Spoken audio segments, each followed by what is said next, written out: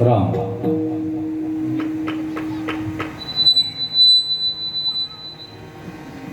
भेटी पायी मिठी पडली तो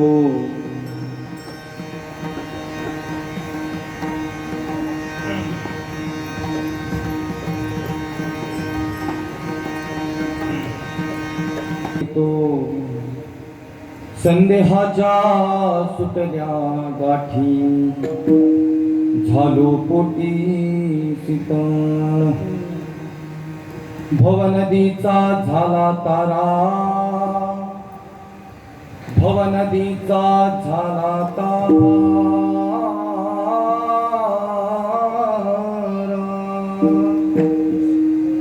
या उत्तरा प्रसादे संदेहाच्या सुटल्या गाठी झालो पोटी शीतळ तुका म्हणे मंगळ आता तुका म्हणे मंगळ आता कोण दाता याहुनी संदेहाच्या सुटल्या गाठी झालो पोटी शीतळ विठाला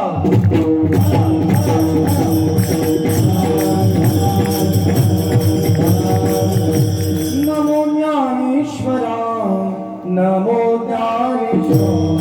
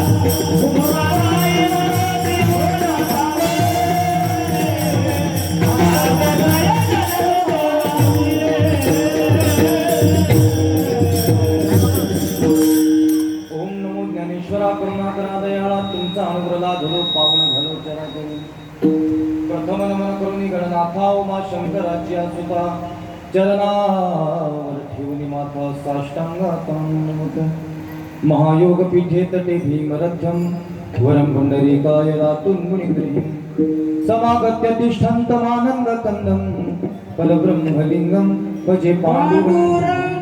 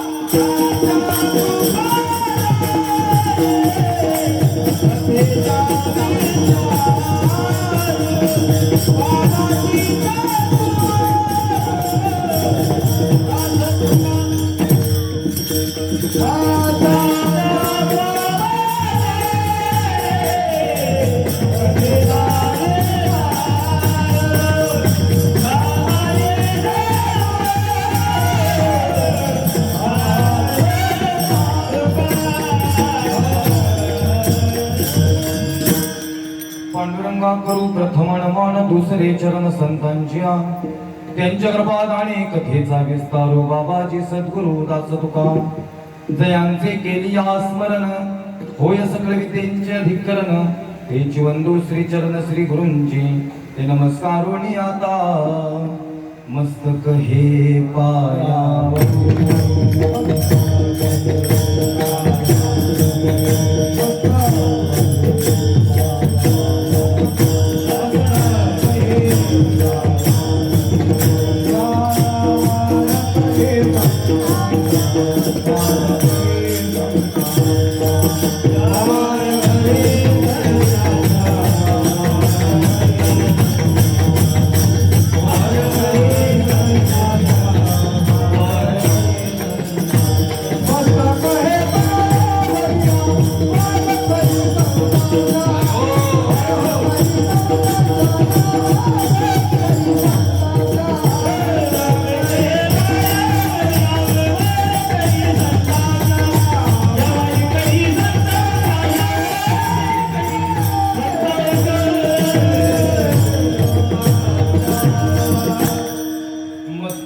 पायावरी या वारकरी संतांच्या कैलास राणा शिवचंद्र मोळी फणींद्र माथा मुकुटी झळा कारुण्य सिंधू भव दुःख तुझवीन शंभो मज कोण तारी गुरुर ब्रह्मा गुरुर विष्णू गुरुर्देवो महेश्वरः गुरुर साक्षात् परब्रह्म तस्मै श्री गुरवे नमः। धन्य काळ संत भेटी पायी मिठी पडली तो संदेहाच्या सुटल्या गाठी झालो पोटी शीतळ। प्रस्तुत प्राप्त स्थळी प्राप्त समय हरिकीर्तन रूपी सेवेकरता सादर केलेला अभंग महान भगवत भक्त पंचमी निर्माते देहनिवासी वैराग्य संपन्न सदेह वैकुंठाला जाणारे हिंदू हृदय सम्राट छत्रपती शिवाजी राजे यांचे असणारे गुरु श्रीमंत संत श्रेष्ठ जगद्गुरु तुकोबाराय यांचा अभंग असून प्रस्तुत अभंगात जगद्गुरु तुकोबाराय संत भेटीच्या महत्त्वाची प्रतिपादन करतात। विठ्ठल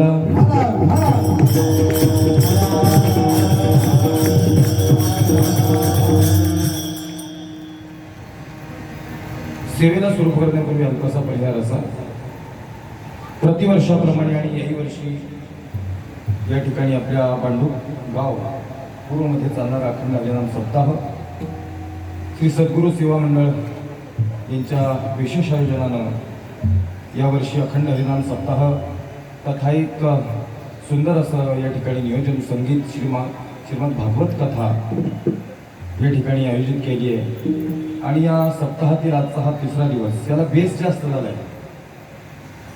आवाज कडक करा माईक राम आणि त्यातील आज ही तिसऱ्या दिवसाची कीर्तन रूपी सेवा 12वं वर्ष आहे ना 12वंच आहे ना म्हणजे तपपूर्ती सोहळा आहे। मला वाटते 10व्या वर्षी मी आलो होतो चिलप साहेब 10व्या वर्षीला आणि 10व्या वर्षी चिलप साहेबांनी मला शब्द दिला होता की महाराज 11व्या वर्षी नाही पण 12व्या वर्षी नक्की तुम्हाला यावं लागेल। साहेबांनी साहेबांचा शब्द पाळला पण साहेब म्हणजे 12वं वर्ष म्हणजे 12व्या वर्षागतच कार्यक्रम व्हायला पाहिजे। जसं जमेल तसं माझा शब्द पाळायचा प्रयत्न करतो साहेब। विठ्ठल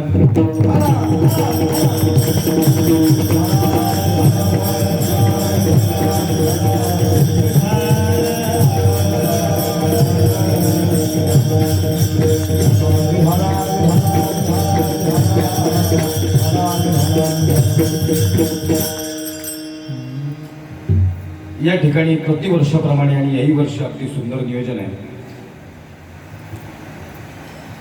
अगदी तिसरा दिवस आहे, अगदी तसाच धर्ममंडप तसंच नियोजन सुंदर साऊंड सिस्टीम आहे, जाणकार सुज्ञ समाज आहे, उत्कृष्ट गायक मंडळी वादक मंडळी आहेत। या ठिकाणी टाळाला साथ करणारी ही लहान मुलं आहेत, येणारी या संस्कृतीची जडणघडण करणारी ही मुलं आहेत। आमचे परमस्नेही या ठिकाणी महाराष्ट्रातील एक नामांकित कीर्तनकार गायनाचार्य हरिभक्तपद रामकृष्ण महाराज काळे या ठिकाणी बाबा पुन्हा एकदा आपली बऱ्याच वर्षानंतर भेट आहे. आणि यासारखी तुमच्यासारखी गोड मंडळी आहेत आमचे परमस्नेही, माझ्यावर वडिलांप्रमाणे प्रेम करणारे आमचे पवारनाना आहेत. बरीच मंडळी येतात, नावं कोणाची घ्यायची असं झालं. कारण झाले असं की सद्गुरू सेवा मंडळाशी एवढं घरातलं नातं निर्माण झालंय. यांनी फक्त फोन करायचा ना, मी तारीख लिहून घ्यायची. कारण हा दिवस म्हणजे शिवजयंतीचा कालचा नाचचा दिवस, 2 दिवस माझ्यासाठी एवढे बिझी असतात. पण तरी साहेबांनी सांगितलं महाराज तुम्ही तारीख लिहून घ्या. शिलप साहेबांनी सांगावं ना, मी नाही घ्यावी लिहून, असं होणारच नाही. या ठिकाणी आलेल्या आमचे संदीप दादा भेटले, सगळ्यांचे फोन एक कॉन्टॅक्ट होत राहतात. आणि रामकृष्ण महाराज, माझी खासियत एक आहे की मी जिथं कीर्तन करतो त्या दिवसापुरतं त्यांच्यापुरतं नसतो. ज्या दिवशीपासून कीर्तन करेल त्याच्यानंतर कंटिन्यू त्यांच्या कॉन्टॅक्टमध्ये असतो. शिलप साहेबांना माहिती आहे, 10व्या वर्षी आलो होतो. हे सप्ताहाचं 12 वर्ष, मध्ये 1-2 वर्ष निघून गेली असतील. पण एवढ्या वर्षानंतरही शिलप साहेबांचे माझे आजही फोन होतात. आणि फोन हे 1 मिनिटाचे नसतात, 1 तासाच्या वरती असतात. व्यासपीठावर सांगायचं तात्पर्य एवढंच, तुम्ही कमवाल, पैसे भरपूर कमवाल, पण माणसं कमवायला तुमच्याकडे किती जरी पैसा असेल तरी माणसं कमवता येत नाही. या ठिकाणी पुन्हा एकदा सद्गुरू सेवा मंडळानं दाखवलेलं प्रेम आणि माईबाप या सर्वांच्या विशेष संपर्कातून या ठिकाणी तोडकर साहेब आहेत, साहेबांच्याही ऑफिसला जाऊन आलो. आता सगळ्यांचीच नावं नाही घेत, हम नाम के प्रियनी हम हरिनाम के प्यारे हे. या ठिकाणी सगळ्यांना एकदा पुनश्च एकदा धन्यवाद आणि सेवेला सुरुवात. विठ्ठल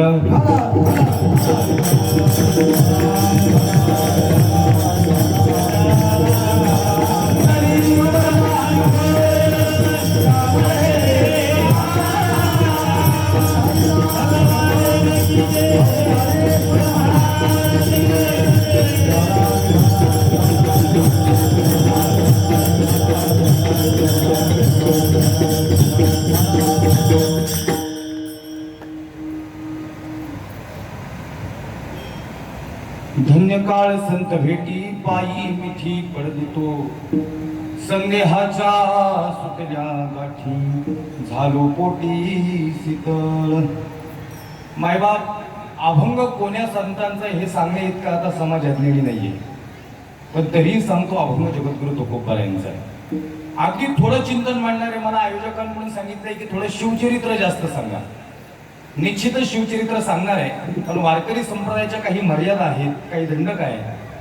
त्या अनुषंगानं थोडं चिंतन मांडेल आणि मधलं भजन झाल्यानंतर शिवचरित्राकडे जाईल. अगदी थोड्याच वेळात सुंदर या ठिकाणी चिंतन मांडण्याचा प्रयत्न करेल. माझा आवाज शेवटपर्यंत येतोय का? अगदी व्यवस्थित. धन्य काळ संत भेटी आणि पायी मिठी पडली. अभंग जगद्गुरु तुकोबारायांचा आहे. अभंगातील प्रतिपाद्य विषय अगदी सगळ्यांना समजेल इतका सोपा आहे. मला सांगा, अभंगातला पहिला शब्द काय हो? पहिला शब्द काय? धन्य काळ संत भेटी. तुकोबाराय त्या काळाला धन्यता देत आहेत ज्या काळात तुम्हाला संतांची भेटी झाली. बरं, इथं थांबले नाही बरं का तुकोबाराय. ज्या काळात तुम्हाला संतांची भेटी झाली नाही तर त्यांच्या पायाला मिठी पडली, तो काळ माझ्या जीवनातील धन्यतेचा आहे. मग खरंच पाहावं लागेल की तो काळ इतका धन्य आहे का की तुकोबारायांनी म्हणावं धन्य काळ संत भेटी. मग त्या काळापर्यंत आपल्याला जावं लागेल निश्चितच. परत धन्यता देणारे संतच आहेत आणि धन्यता ज्याला देत आहेत त्या संत भेटीलाच देत आहेत. पहा मायबाप, अभंग सुंदर आहे, अगदी सोपं सांगणारे अवघडात शिरणार नाहीये.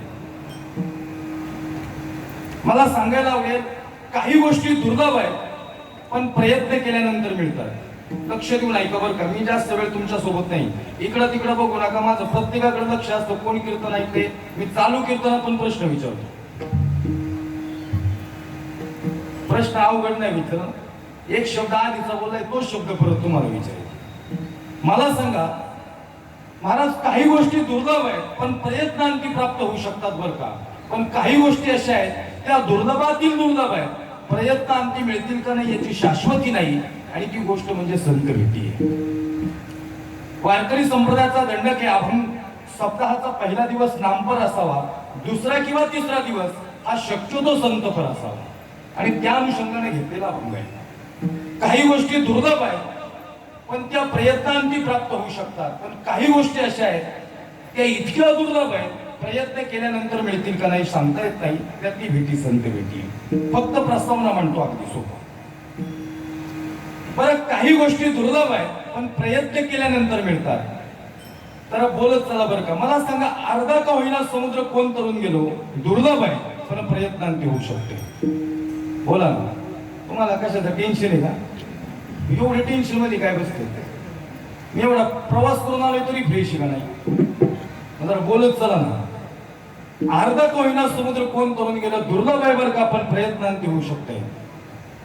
मायबाप अर्धा का होईना समुद्र तरून गेले वीर सावरकर दुर्लभ आहे पण प्रयत्नांती होऊ शकतो बरं का. बरं चला याच्या पुढे जाऊन विचारतो महिला मंडळ तुमच्यासाठी विचारतो. मावळता सूर्य कोणी थांबवला दुर्लभ आहे पण प्रयत्नांती होऊ शकते. मावळता सूर्य तुम्ही घाबरलेत का मला? मी तुमची एरिया येते तुम्ही माझी एरिया येते का? धडा धडा धडा बोलायचं आणि इथं पुढे जागा का सोडली एवढी अशी? थोडं पुढं सरका बरं. पुढे सरका पुढे सरका सरका पुढे सरका. देखो भजन में और भोजन में शर्म नहीं चाहिए. इकडं तुम्हाला तरी काय सांगायला लागतं या की थोडं थोडं पुढं मत घ्या फक्त करून करा. नाही आयोजक मंडळांचं ते रोजची बैठकी तिथेच राहू द्या फक्त हे बाकीची पुढं सारखं.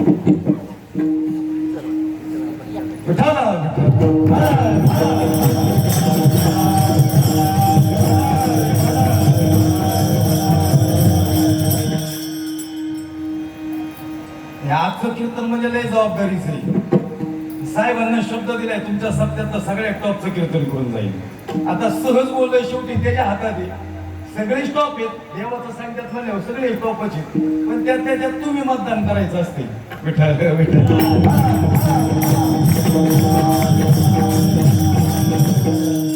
सद्गुरू सेवा मंडळात कीर्तन तर रिपीट होणे एवढं सोपं नाही. अभ्यास केलाय ना तुमच्या मंडळाचा असा तू उभा आहे. अभ्यास करता नाही तर कीर्तन करायच्या लिस्ट कीर्तन करायचा बी अभ्यास करून उभा राहायला लागते. तर चला ऐका सोपं सोपं सांगणारे अवघड काही नाही.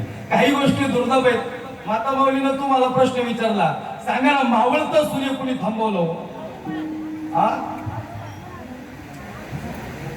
अनुसया. बरं अजून जवळ आले तुम्ही बरोबर आहे. ज्यांनी उत्तर दिले त्यांच्यासाठी त्यांच्या डेअरिंग साठी टाळी वाजवा.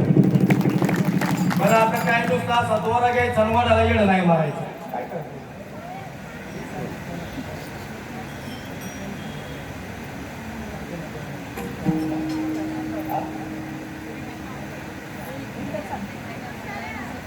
नुसतं दोरा घ्यायचं आणि वडाला येणं नाही मारायचं. त्याचं बरं मग जाणून घ्या. मावळता सूर्य थांबवणे दुर्लभ आहे तो सती सावित्रीनं थांबवला. दुर्लभ आहे पण प्रयत्नांती होऊ शकतो बरं का. येणारा अरे सर्वांना प्रश्न विचारतो सांगा ना. अरे रामदास स्वामींनी प्रश्न विचारला इथं वाघिणीचं दूध कोणाने? अरे कोण मैदाना आले कोणाने वाघिणीचं दूध? सर्व शिष्य समोर थांबले सर्व शिष्य मागे सरकले आणि एक जाणता राजा समोर आला छत्रपती शिवाजी राजे भोसले. मी आणि वाघिणीचं दूध. मायबाप दुर्लभ आहे बर का पण प्रयत्नांती होऊ शकते. काही गोष्टी दुर्लभ आहेत पण प्रयत्नांती होऊ शकतात. पण काही गोष्टी अशा आहेत त्या इतक्या दुर्लभ आहेत प्रयत्न केल्यानंतर मिळतील का नाही शाश्वती नाही. आणि त्यातली महत्वाची गोष्ट संत भेटी. चंद्रामृत सुखाचे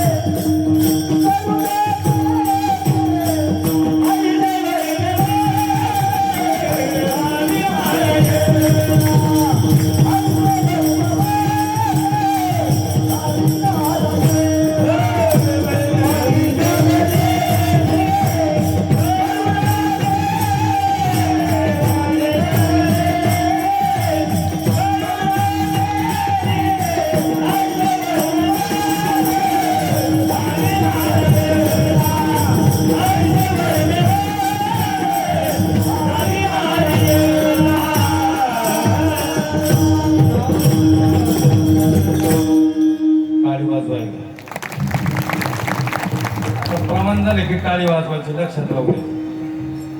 आणि हे प्रमाणाला प्रमाण एकदम समर्पक दिलं बरं का तुम्ही, म्हणजे त्याच्या पुढचं माझं प्रमाण तेच होतं.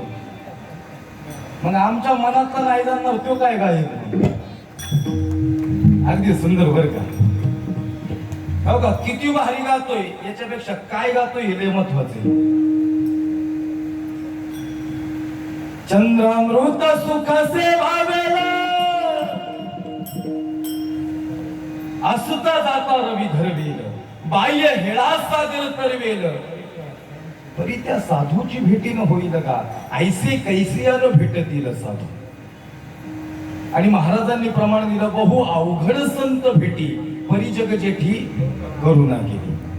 मायबाप संत भेटी दुर्लभ आहेत बरं का, काही गोष्टी दुर्लभ आहेत पण प्रयत्नांती होऊ शकतात.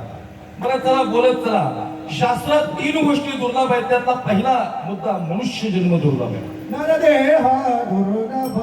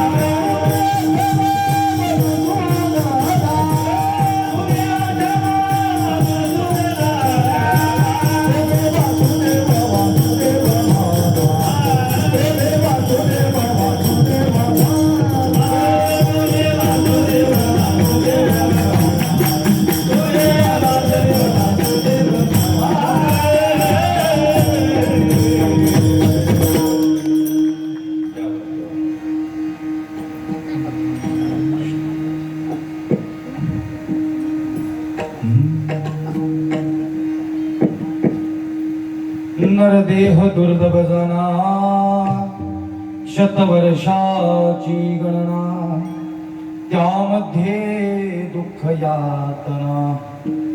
तुम्ही आठवा मधुसूदन, तुम्ही वासुदेव वासुदेव. वा, तुम्ही प्रमाण झाल्यानंतर टाळी विसरले का? प्रमाणाला वाज पण महाराजांनाही वाजवा. वा, या ठिकाणी आदरणीय महाराष्ट्रातील नामांकित कथा प्रवृत्ती कीर्तनकार परमस्नेही हरिभक्तपरायण रोशन महाराज कळंबी या ठिकाणी बाबाजी आलेले आहेत. त्यांचं अगदी हृदयातून धन्यवाद. कारण ज्यांची कथा असते त्यांची कीर्तनात उपस्थिती शक्यतो नसतीच. म्हणजे रोज कीर्तन मला माहिती आहे, कारण की सगळ्या गोष्टी मानसिकता खूप स्थिर ठेवावी लागते. कथा म्हणजे सोपं नाहीये, सगळ्यात चॅलेंजेबल काम म्हणजे कथा आहे. आणि या ठिकाणी महाराज जे आले ते वेळात वेळ काढून अगदी मनापासून एकदा धन्यवाद. मी ऐकली कथा की खरंच वाणी भूषण आहे. त्यांची वाणी अगदी गोड आहे. साथ आणि मवाळ मिथले आणि रसाळ शब्द जैसे कठोर अमृताचे उठाल.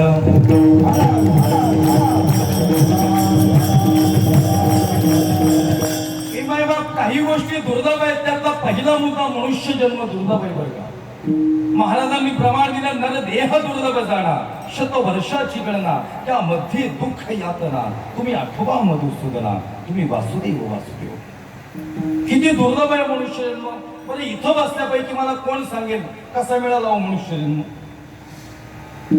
पाप करून मिळाला का पुण्य करून मिळाला? बघा, पापानं नरकाची प्राप्ती आहे पण मनुष्य जन्म नाहीये.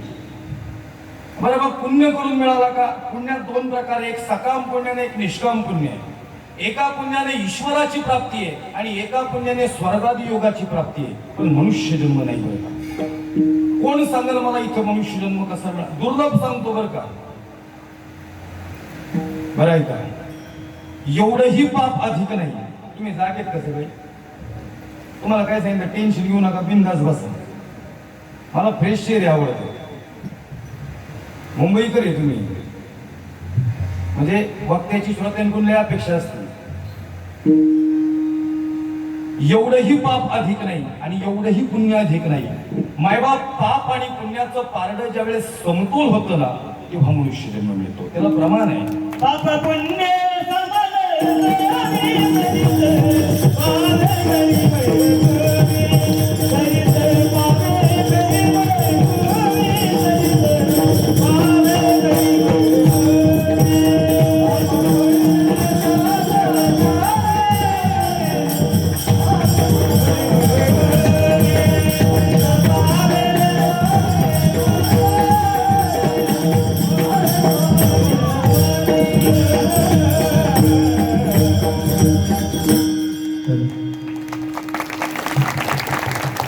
पाप पुण्य करून जन्म येतो प्राणी.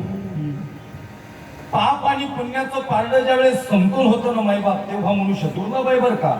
मी दुर्लभ गोष्टी 3 शास्त्रात वर्णन केल्यात. त्यातला पहिला मुद्दा मनुष्य जन्म सांगतोय, दुसरा मुद्दा मुमुक्षु आणि तिसरी संत भेटी आहे. दुर्लभ आहे ना मनुष्य जन्म. ऐका बरं का, कसा मिळाला अजून सोपं सांगतो. आंधळ्याच्या हातात जसा कावळा सापडावून असं मिळाला.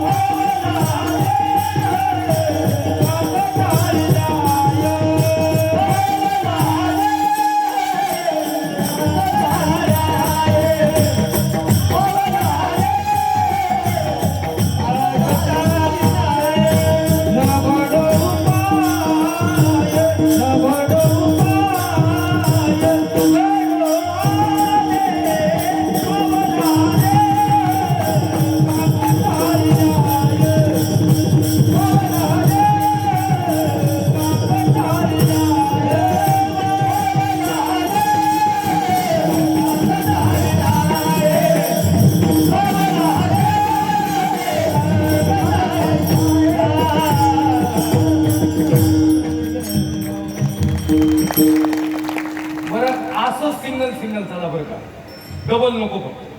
कारण तुम्ही डबल घेतले की मला शेवटचा 6 मारता येत नाही. अगदी सुंदर काय की अगदी समय सूचक समर्पक प्रमाण देताय तुम्ही.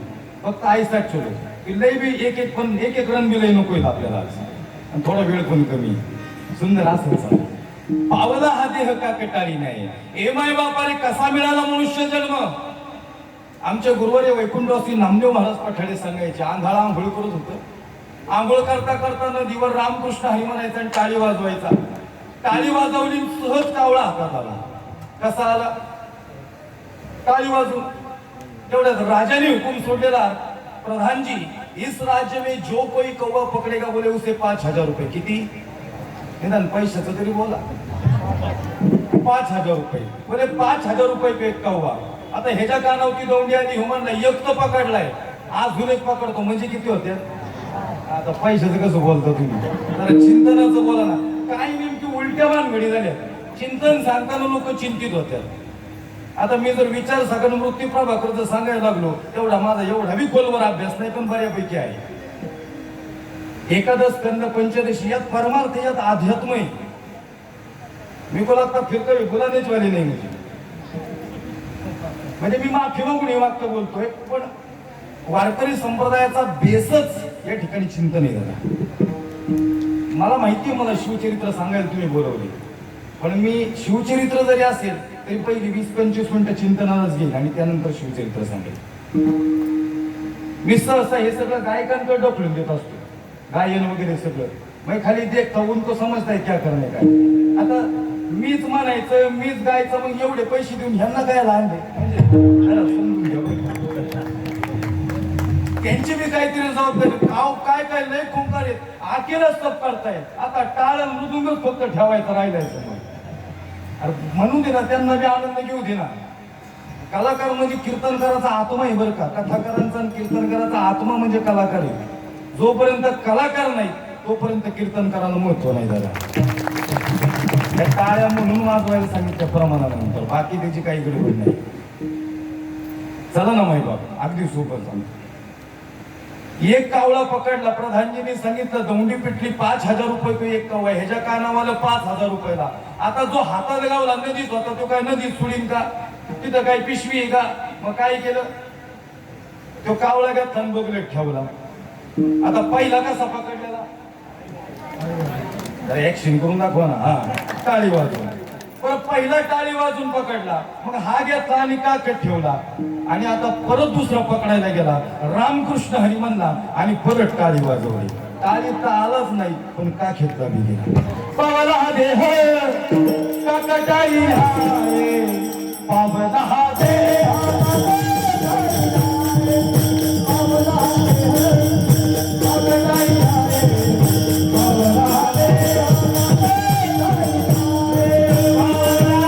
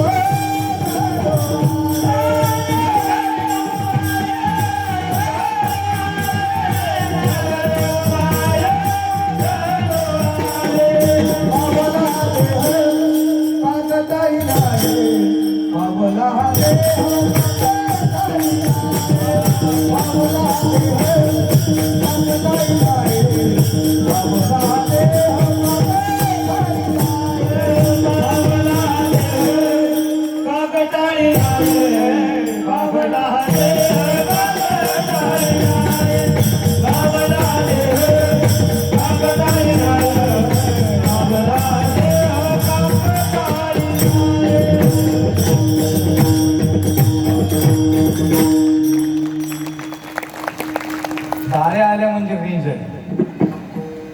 पावला हा देह काकटाळी नाही. चला ना माई बाबा, काय होतं बाबाजी, थोडं गायन कमी करतो. शिवचरित्र लय हाय स्केलला सांगावं लागतं. ते मुळमुळीत आवाजात सांगण्याचा विषय नाही.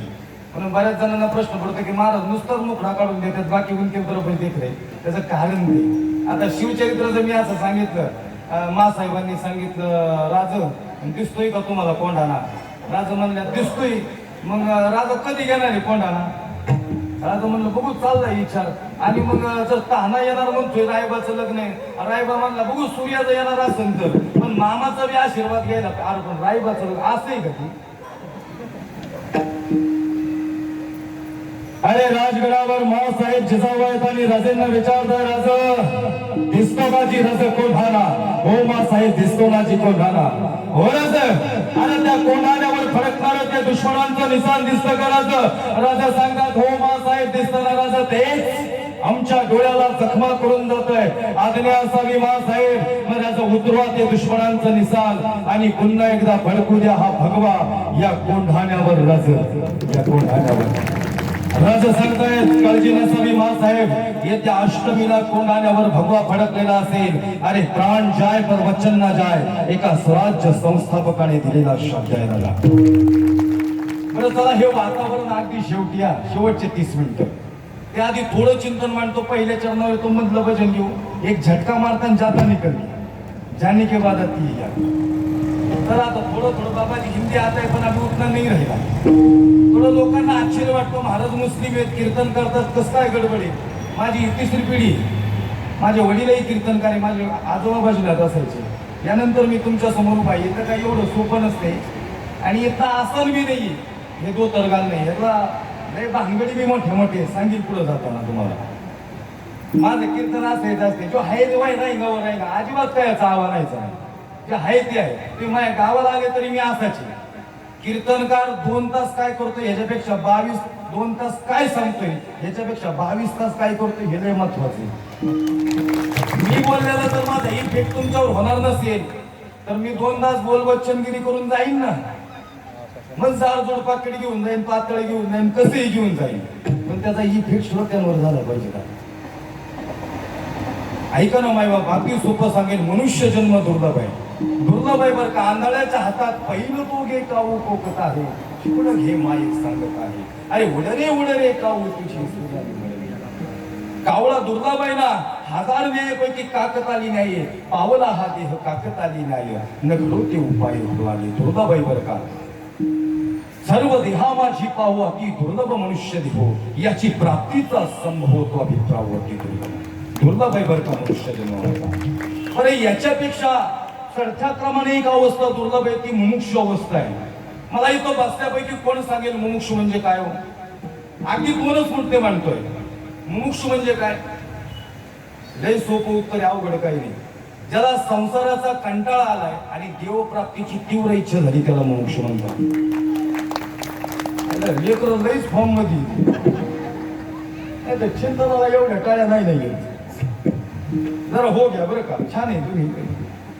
ज्याला संसाराचा कंटाळा आलाय आणि परमार्थ प्राप्तीबद्दल तीव्र इच्छा झाली त्याला मुमुक्षु म्हणतात. अजून सोपं सांगतो, मोक्ष इच्छिती ती मुमुक्षत्व. हा ज्याला मोक्ष प्राप्तीची तीव्र इच्छा झाली त्याला मुमुक्षु म्हणतात.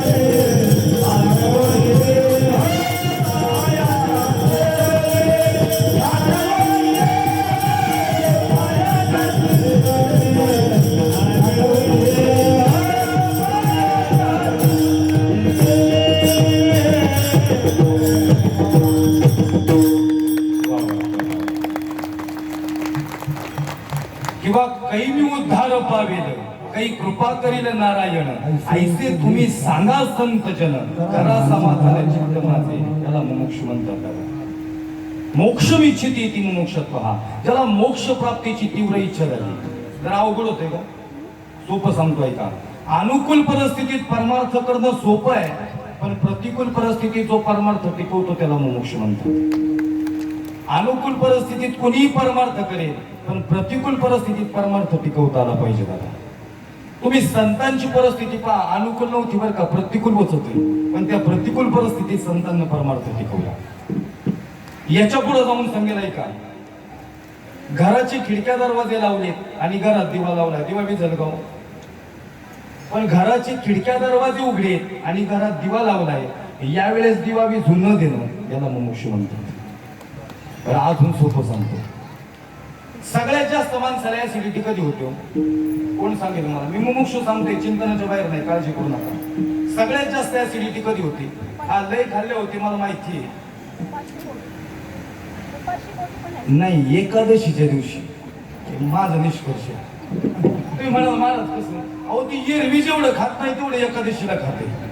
आणि आई तुम्ही मी म्हणता ओलीशी खिचडी घ्या, ओलीशी घ्या, आता तो काय पोटाला त्रास द्यायला एकादशी? उपवास कशाला आहे? एरवी खात नाही मग. अहो 2 डझन केळी खाणारी बघितलेत मी. गावोगावी एक तरी न असतोय असा. इकडे बी असतं की त्याच्या तोंडाकडे बघू नका, त्याला वाईट वाटेल. एक तरी असते 2 डझन. अहो एरवी जेवढं खात नाही तेवढं एकादशीला खाते. बगर काय खाईन, खिचडी काय खाईन. अरे येड्या, तो पोटाला उपवास नाही, एकादश कशाला म्हणतात? तुला एवढं कळालं होईल? मायबाप ऐका बरं, अगदी भारीच सांगतोय. एरवी जेवत नाही माणूस आणि कुछ हे बघा काय काय लई खतरनाक असतात खायला. माझं परभणीत कीर्तन होतं, एक असं काटकुळ होतं, गाडी बसल्यावर मागच्या माग उडून जाईल असं होतं. माझ्याकडे जेव्हा यायला बरं माझी जरा तब्येत आहे, मला खायला लागते, कीर्तन असते, तब्येत थोडी टिकवायला लागते, एनर्जी टिकवायला लागते. ते माझ्याकडे आलं, मी म्हणलं अरे मी जे वस्तूवर टिकशील ना, ते म्हणलं महाराज तुम्ही सुरुवात तो करू, आगे आगे देखो होता है क्या. आणि येड्या म्हणलं मला पुढे चॅलेंज देतो, असं होतं महाराज, काटकुळ होतं असं.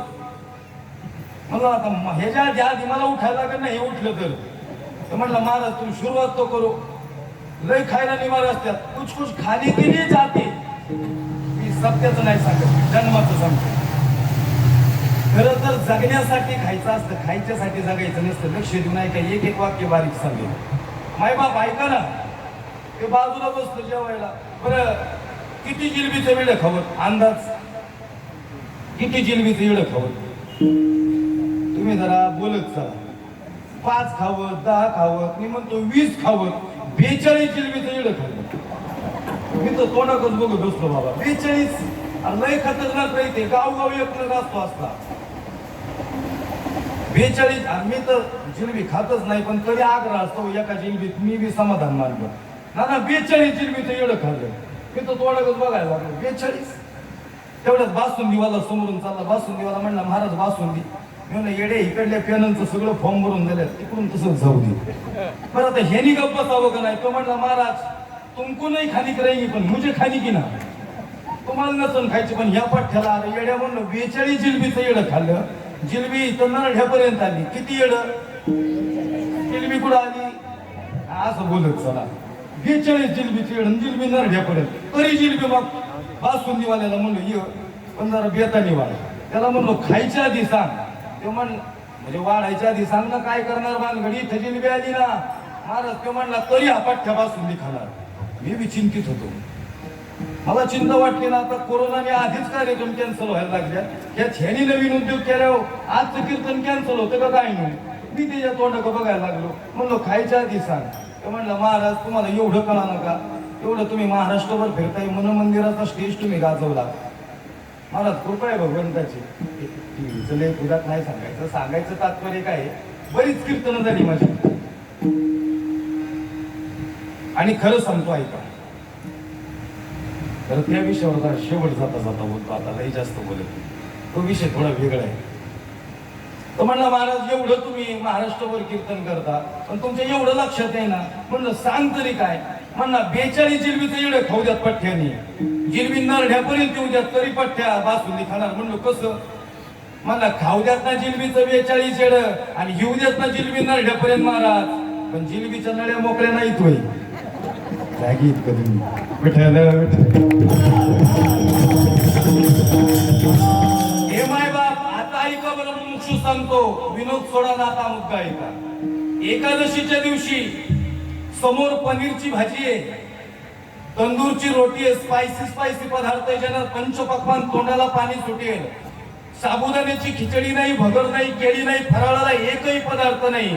पण जे फराळाला एकादशीला चालत नाही ते पदार्थ समोर आहेत. पण फराळाला एकही पदार्थ नसताना त्या दिवशी तो एकादश करतो, त्याला मोक्ष म्हणतात. त्याला मोक्ष इच्छिती मोक्ष, ज्याला मोक्ष प्राप्तीची तीव्र इच्छा झाली.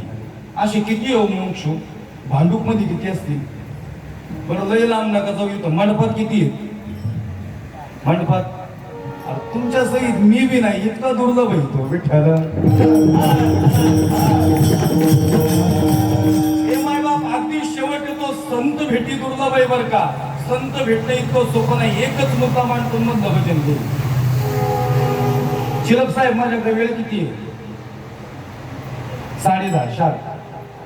ऐका चला, लईच कमी वेळ दिलाय. ठीक आहे विठ्ठल.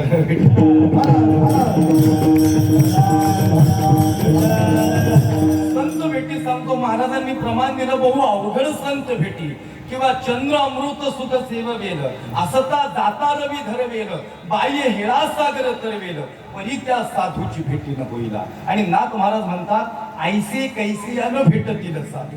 म्हणजे काय, ऐसे लक्षण असणारे संत कोणत्या साधनानं भेटतील. बरं या प्रश्नाचं उत्तर कोण देणार. ऐसे म्हणजे कैसे, एवढा अधिकारी संत कोण नव्हता त्या काळात. मग तुकोबारांच्या अवतारात तुकोबारांनी याचं उत्तर दिलं, ऐसे म्हणजे कैसे. बघा संतांच्यात आपल्यात लई फरक आहे. बरं तुम्हाला कुणालाच मध्ये घेत नाही, माझ्या एकट्याचं सांगतो. चिलप साहेब ऐका बरं का, माझं सांगतोय फक्त इथं कुणाचं नाही. माझ्या शर्टाला खिशे आहेत, वरती एक इकडे दोन आहेत, पण संतांच्या शर्टाला खिशेच नव्हते दादा. त्याला संत का ज्याला कळलं त्याला कळलं, जिसको नाही समजा कीर्तन होने के बाद मैं समजाता हूं. आता चिलप साहेब मला सांगा, झालं माझं कीर्तन, तुम्ही म्हणले महाराज काय सुंदर कीर्तन केलं, डोळ्यात अश्रू आले, अंगावर काटा आला लोकांच्या, काय सुंदर तुमची वाणी, एक नंबर कीर्तन झालं. हा घ्या नारळ, मॅप टाकून देतो, रस्ता दाखवून देतो, आणि तो बघा रस्ता बिना पाकिटाचा जाईन का मी कधी. हायसे कैसे ह्यानं भेटत दिलं साधू. आता काय 5-50 माळा घातले म्हणून आम्ही मीडिएटर निश्चित आहोत, याच्यासाठी त्याग आहे, पण संत नाही बरं का. तुकोबाराय सांगतात, अर्थ काम चाड नाही चित्ता, माना मान मोह माया मिथ्या. म्हणजे नाथ महाराज म्हणतात आईसे कैसे यानं भेटतील साधू, तर तुकोबाराय सांगतात आईसे आईसे यानं भेटतील साधू. ज्याच्या जीवनात अर्थ काम मान मोह अपमान ह्या सगळ्या गोष्टी मिथ्या आहेत, त्याला कैसे आईसे आईसे यानं भेटतील साधू. हे सोपं आहे का एवढं? अरे दुर्लभ आहे संत भेटणं दादा. संतांनी सगळं काही मागितलं देवाकडे, हे देवा हेची राहणं देवा देवा, तुझा विसर न व्हावा, पुन्हा गायी न आवडी. पुढं काय मागितलं? नलगे मुक्ती. आणि काय मागितलं? संत संग देई सदा. देवा सगळे रे, पण मी मागतो ते दे. काय मागितलं? अखंड दया तुझी,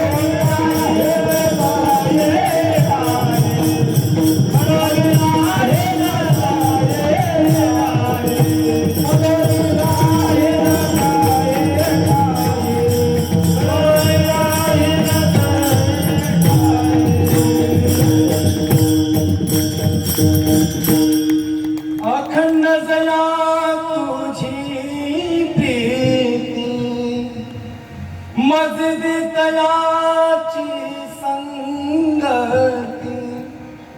मग मी कमळापती तुझ बांधानी कंटाळा, आणि पडोनी राहीन ते ठाई, उगाची संताची पायी, धन्य काळ संत भेटी. खरंच ती भेटी की धन्य आहे का? आणि संत धन्यच आहेत बरं का. प्रतिकूल परिस्थितीत संतांना परमार्थ केला. हे शेवटचे 30 मिनिटं शिवचरित्राला सांगणार आहे, पण संत दुर्लभ आहे बरं का दादा. देव कृपा असंच नाही करत, कही विभीषण सुन हनुमंता, राम कृपा विन नाही मिले संता.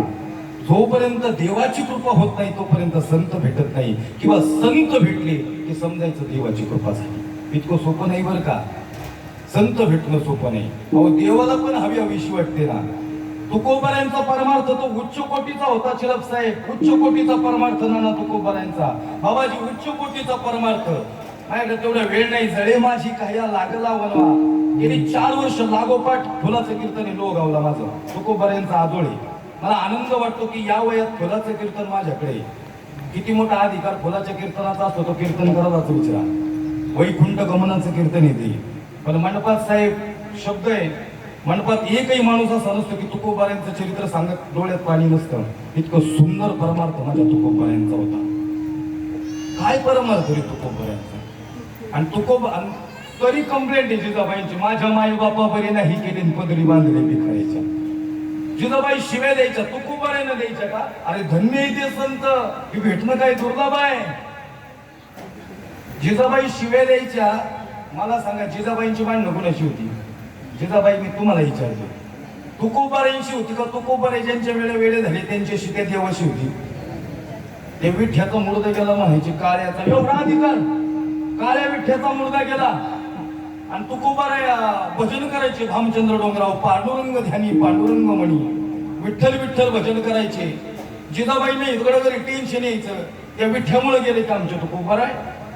तुकोबारायांना नाही शिवाय दिल्या. लक्ष देऊ नाही का काय अधिकार होता जिजाबाईंचा? मी तो तुकोबाराय सांगितलेच नाही, मी फक्त जिजाबाईंचा अधिकार सांगतोय दादा. मध्यान्नाची वेळ यावी. लला पांगारकरांनी इतकं सुंदर चरित्र लिहिलंय तुकोबारायांचं, वाचताना अगदी अंगावर काटा डोळ्यात अश्रू येतात. इतकं सुंदर चरित्र तुकोबारायांचं. त्यातीलच हा सुंदर प्रसंग 1 मिनिटात संपतो, लगेच पुढे जातो, पहिल्या चरणावर येतो. अंगावर काटा येईल ना माही बापा रे, काय जिजाबाईंचा परमार्थ रे.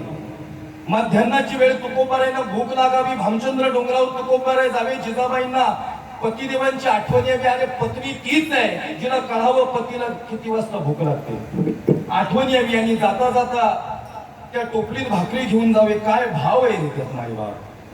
3 वाटा भामचंद्र डोंगरे, भंडारा डोंगरे, घोराड्या डोंगरे, पण कोणत्या वाटेने तुकोबाराय जायला गेले. पशुपशवादिकांना विचारतायत, पाना फुलांना विचारतायत, सांगा ना माझे तुकोबाराय कोणत्या वाटेने गेले. कोणी बोलत नाहीये.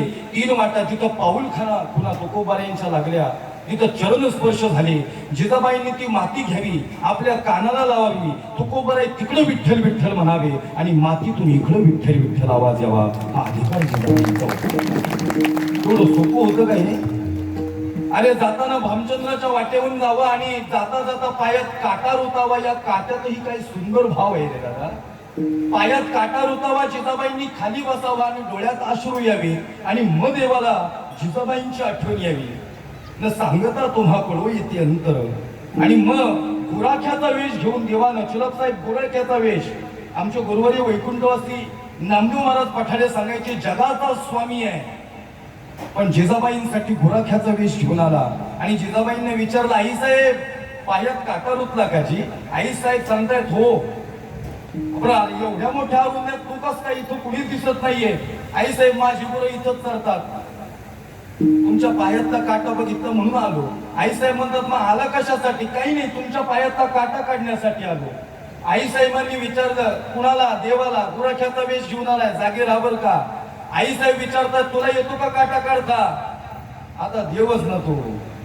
अहो आई साहेब असं काय बोलता, लय मोठे मोठ्यांचे काटे या पटख्याने काढले. म्हणले कुणा कुणाचा काढलाय.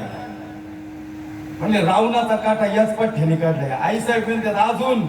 अहो पुतण्याचा बी मीच काढलाय, शूर्पणखेचा मीन महाबळवट्टाला बी मीच पळावलाय. आई साहेबांना काय माहिती कोण पुतना कोण रावण कोण, हे सगळं तुकोबारायांना माहिती होतं. आई साहेब म्हणतात असं म्हणतो.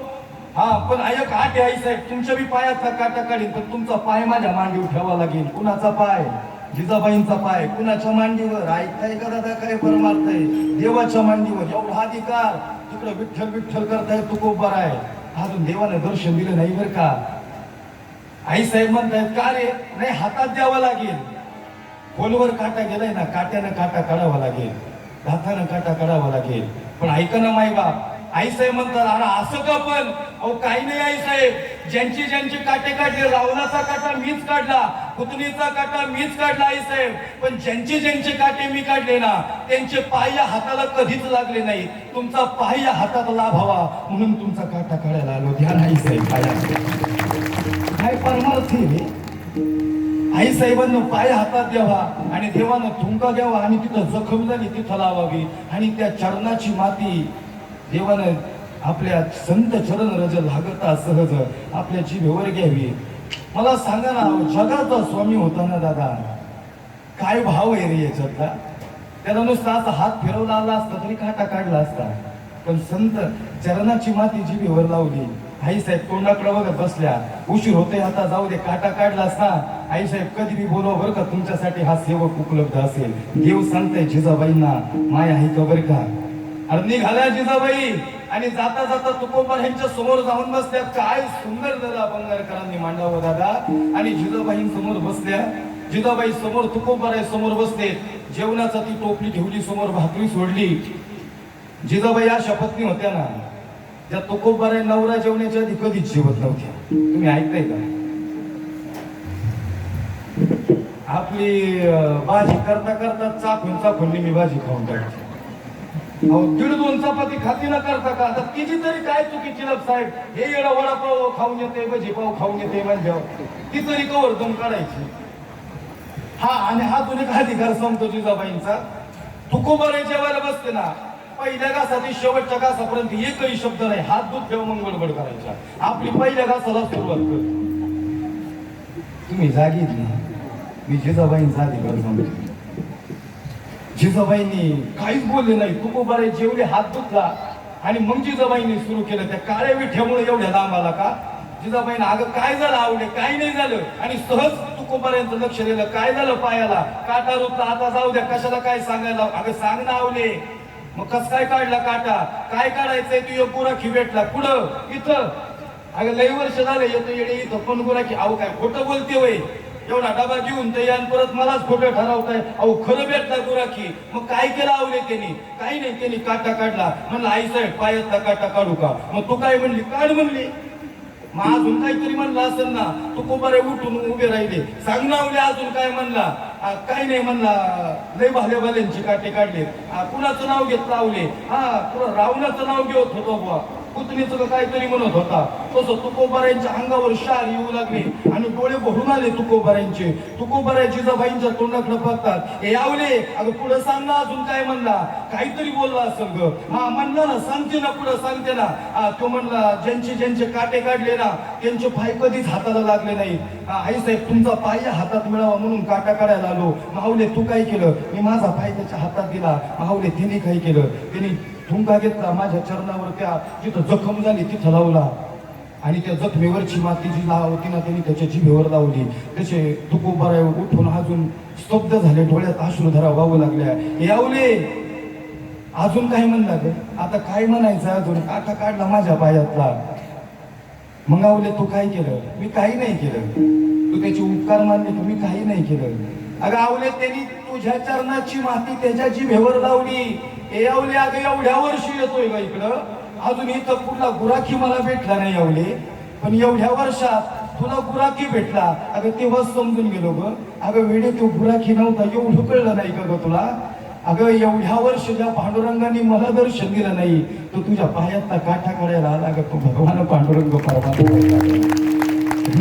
संत. अरे दुर्लभ आहे रे संत दादा. मायबाप काय जीवन आहे रे. पहा ना, फक्त जिजाबाईंचा प्रसंग सांगितला तर मायबाप आपले डोळे भरून आले. आणि सुंदर जीवन भर का माझ्या संतांचं दादा.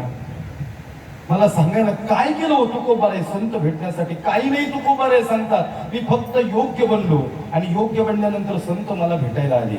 योग्य बना संत तुम्हाला भेटायला येतील बरं का. योग्य बनलो म्हणजे परिपक्व दशेला आलो, टिकून बसलो. परिपक्व दशा म्हणजे शास्त्रात त्याला कर्मसाम्य दशा म्हणतात. मला सांगा, आंब्याने कधी पोपटाला पत्र दिलं का? श्री पोपटराव मी आंबा. बरेच दिवस झालं तुमची आठवण येते. आता वेळात वेळ काढून माझा स्वाद घेण्याचे कळावे आपला आंबा. असं आंब्यानं कधी पोपटाला पत्र दिलंय का? बरं आंब्यानं पोपटाला पत्र नाही दिलं पण पोपट आला नाही असं झालंय का? हे मायबाप आंब्यानं पिकून बसावं आणि पोपटाने येऊन स्वाद घेऊन जावा. संत सांगतात आम्ही परिपक्व दशेला यावं. म्हणजे काय? ऐसी कर्म साम्य दशा मग होईल विरेशा. तव श्रीगुरु आपैसा भेटीचं का? आणि संतांना येऊन आम्हाला भेटावं. याला म्हणतात धन्य काळ विठ्ठल. काही नाही केलं सापडे विले वाटा जाता गंगा स्थाना आणि मस्तकी तो जाना ठेविला कर. रामकृष्ण हरी मंत्र दिला, बाबाजी नाव सांगितलं आणि त्या क्षणाला संत मला भेटले आणि मी त्यांच्या पायाला मिठी मारली. तो काळ माझ्या जीवनातील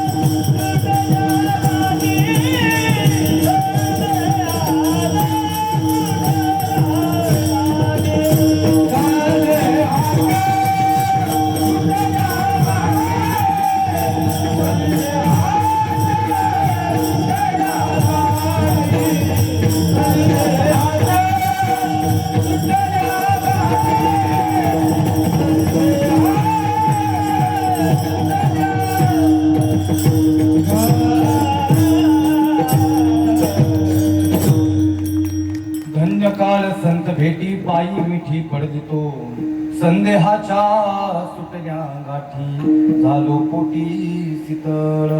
मायबाप फक्त पहिल्या चरणाचा विचार केला. अभंग मोठा आहे, समुद्र आहे, आपल्या तांब्यावर गोदीत पाण्यात किती घ्यावं आणि किती बोलावं असा अभंग आहे. मी फक्त याच्यासाठी इथं थांबतो की शिवचरित्र सांगण्याचा आग्रह आयोजकांचा आहे, म्हणून यानंतरचा विषय शिवचरित्र असेल. अगदी अंतःकरणातून सांगेन. मी नुसतं शिवचरित्र सांगत नाही तर निश्चित जगतो, कारण त्या सिंहगडच्या पायथ्यालाच मी राहिला आहे. माईबाप अंतःकरणातून सांगेल, अंतःकरणातून ऐका. अगदी थोड्या वेळात सेवा संपवायचीच आहे, पण ऐका. धन्य काळ संत भेटी आणि पायी मिठी पडदितो. धन्य काळ संत भेटी याला योग म्हणतात आणि पायी मिठी पडदितो याला क्षेम म्हणतात. हरिजनासवे भेटी न हो अंग संग तुटी. आणि यामुळं काय झालं तर आमच्या जीवनातला संदेह गेला, संदेहाच्या सुटल्या गाठी आणि झालो पोटी शीतळ. संशयावणी थोर आणि पाप नाही घोर की विनाशाची वाघोर प्राणी असली विठोबा.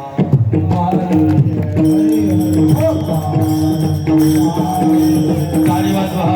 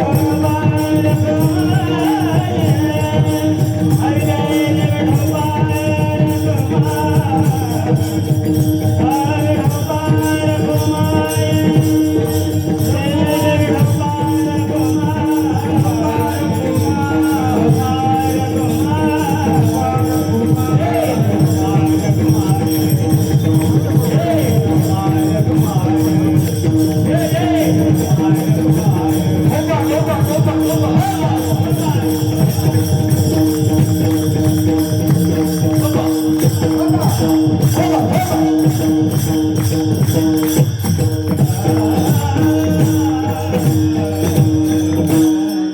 सुंदर आहे बरं का, हार सुंदर आहे. मेल्यावर सगळ्यांच्याच गळ्यात पडतो, पण हार गळ्यात जिवंतपणी पडायला त्याला वारकरी संप्रदायात यावं लागतं.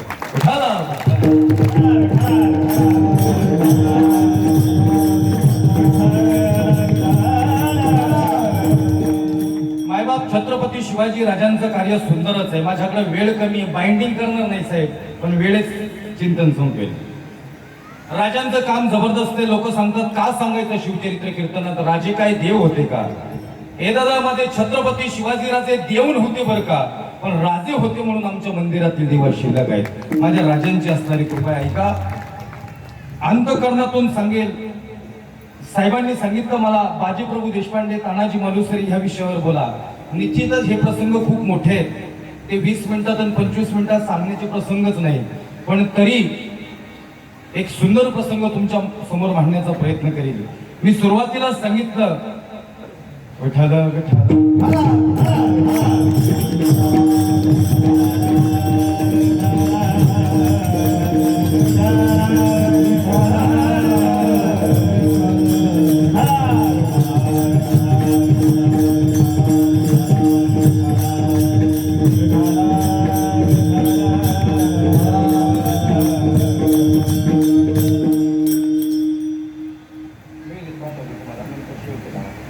तुम्हाला व्हॉट्सअपला पाठवली म्युझिक.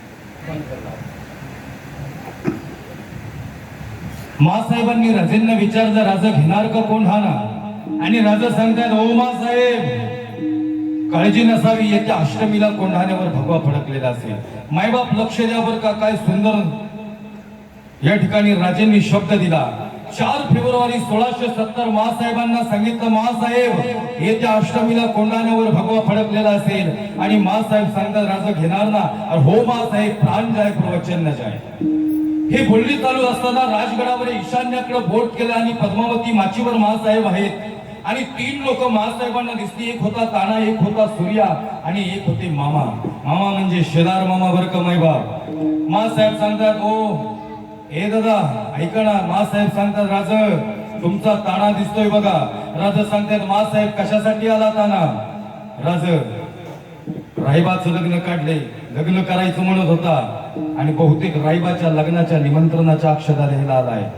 राजा तुम्हाला बोलवायला आलाय ताना. राजा सांगतायत, आनंदाची बात आहे. आला ताना सदैवर. ओ राज, ओ राज, अरे रायबाचं लग्न काढलं राज.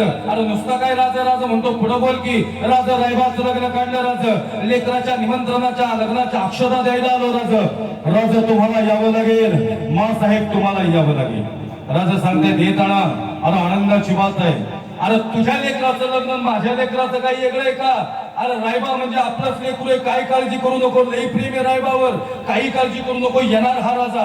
राजा येणार ना? अरे हो रे, पण सांग ना लग्न कधी? राज येत्या अष्टमीला लग्न आहे. राजा निशब्द झाला आणि मासाहेबांकडे बघायला लागलं. मायबाप गड कधी घ्यायचा होता? येत्या अष्टमीला. राजा सांगतायत, येताना अरे नाही जमायचं रे येड्या. राजा 2 तोंडाने काय बोलतो? आता तो म्हणला येणार, आता तो म्हणला रायबाचं लग्नाला येणार. तुमचं लेकरून माझं लेकरू एकच समजला आणि आता 2 तोंडाने बोलता नाही जमणार. राजा तुम्ही जर नसाल ना राज, तर माझ्या रायबाचं लग्न व्हायचं नाही राज. राजा तुम्ही माझ्या रायबाच्या लग्नाला आशीर्वाद द्यायला हवाय राज. येताना अरे नाही जमायचं सांगितलं ना रे बेड्या. राजा का सांगा ना राज? येताना अरे ऐक ना, मोहिमेवर जायचंय, महासाहेबांना शब्द दिलाय. राज एवढी जबाबदारीची मोहीम? अरे हो रे. मग राजा तुम्ही जर नसाल तर मग कसं काय रायबाच्या लग्नाचं? अरे मासाहेब येतील ना, मला नाही यायला जमायचं. साहेब असेच संवाद होते बरं, कागदी असेच, असाच आवाज होता, दरारा होता त्यांचा. हो राजा, मग नाही येणार का? अरे नाही जमायचं. मग काय करायचंय? अरे कोंढाण्यावर जायचंय रे, कोंढाण्यावर भगवा फडकवायचाय. महासाहेबांना शब्द दिलाय. राज तुम्ही जर नसाल तर माझ्या रायबाचं लग्न व्हायचं नाही राज. मग राजा असं करायचं का? माझ्याकडे एक पर्याय आहे. राजा मी जातो ना कोंढाण्यावर आणि तुम्ही जाणार रायबाच्या लग्नाला. एवढं सोपं होतं काही? कोणता बाप म्हणेल असा? बाप म्हणेल 35 वय झाले, पोराचं लग्न ठरलं, कस तरी ठरलंय, आता पाठवतोय मोहिमेवर राज. जमायचं नाही. काय म्हणाला ताना ओ राजा मी जातो मोहिमवर द्या ना राजा येडा द्या राजा समजाय येताना अरे येडायस का वरबा पैस मंडप सजलाय हळदी लागली रायबाला वेड्या नाही जमायचं रे ओ राजा द्याची येडा अरे तुला माहिती तरी का गड कुणी राखलाय अरे गड राखलाय उदय भानानं 7.5 फुटाचा उदय भाने एका वरात 10 जण खलास करतो एका वरात छातार सोडतो एक वार केला की ढाल तोडतो एक वार केला की हात तोडतो अरे लई खतरनाक उदय भान आहे ताना तुला झेपायचं नाही उदय भान आणि ताना बोलू लागला ओराज अरे असुऱ्या की 7 फुटाचा उदय भान असं एका वरात 10 जण खलास करत असेल एका वरात छातार सोडत असेल राज पण हा ताना बी या महाराष्ट्रातल्या मातीचा आहे या नाईडा सातो हात तानाली घेतो तो कोणाला या राज राज सांगतायत येडाईस का अरे लई खतरनाक राजा असू द्याची ठेवा इडा नाही जमायचं ताना मासाहेब समजू ना त्याला बाबा प्रसंग लाईव्ह डोळ्यासमोर ना इथं माझा ताना इथं माझा राजा आहे येताना नाही जमायचं रे येड्या राज ध्यानाजी अरे रायबाचं लग्न लेकराचं लग्न येड्या एकुलता एक लेकरू आहे ओ राज मग कोण म्हणलं व्हायचं नाही रायबाचं लग्न अरे होईल की माझ्या रायबाचं लग्न राज राजा होईल की माझ्या रायबाचं लग्न राज अरे कोण म्हणलं होणार नाही राजा होईल की माझ्या रायबाचं लग्न राज पण राजा आधी लगीन कोठाण्याचं आणि मग माझ्या रायबाचं या येडा जातो हा उदाहरण आणि घेतो तो कोठाला ऐका ना माय बघ काही शौर्य होते रे दादा राजा ध्यानाची येडा राजा सांगताय जमायचं नाही का ना महाराज गुडघ्यावर बसला ताना साहेब गुडघ्यावर बसला रे स्वराज्यासाठी असा पदर पसरला समोर राज नाही घेणार ताना गुडघ्यावर बसला रे येड्या राज आयुष्यभर या 2 हातांनी तुमची सेवा केली पण आवाज कमी केला आजपर्यंत या तानानं काहीच मागितलं नाही राज पण आज मागणार अधिकारानं मागणार घेणार ना राज येड्या केविलवाला चेहरा केला अरे स्वराज्याचा रक्षक आहेस तू गुडघ्यावर नाही रे शोभत राजा त्यासाठी नाही जी बसलो राजा देणार ना या 2 हातांनी लई युद्धात मदत केली आजपर्यंत काही मागितलं नाही राजा हाच मागतो जी राज येताना अरे वेड्या पदर का रे पसरलास अरे हक्काचा आहेस माणूस माझ्या तू माग ना आणि या राजाच्या देहातला प्राण जरी मागितलास ना ताना तरी हा प्राण तुझ्यासाठी अर्पण कर बोल काय हवंय राजा प्राण देणार का जी ओ राजा अरे प्राण देणार का अरे होर बोल ना ताना राजा तुमच्या देहातला प्राण नको जी या तानाला हो राजा अरे तुमच्या देहातला प्राण नको या तानाला या तानासाठी तुमच्या देहातला प्राण तुम्ही द्याल राजा मला माहिती आहे राजा तुमच्या देहातला प्राण नको राजा फक्त ही कोढाण्याची मोहीम या तानाच्या पदरी घाला ध्यान येणार राजा या निशब्द झाला राजा कोढाण्याची मोहीम पदरी घाला राजाने विडा घेतला तानाच्या हातावर ठेवला आवाज जास्त झाला म्युझिकचा हो राजा काहीच बोलले नाही चिलक साहेब राजे महाराज काहीच बोलले नाही विडा घेताना हातावर ठेवला जाताना यशस्वी हो स्वराज्य संस्थापकाने दिलेला शब्द होता राजा जाऊ का जी हे सूर्या तयारी कर युद्धाची राजा जोपर्यंत गवताची गंज पेटणार नाही तोपर्यंत हाताना या देहातला प्राण सोडणार नाही राजा इसको बोलते कमिटमेंट माय बाप अरे शब्द दिला माझ्या तानानं आणि निघाला ताना गेला सूर्या काही प्रेम होतं दादा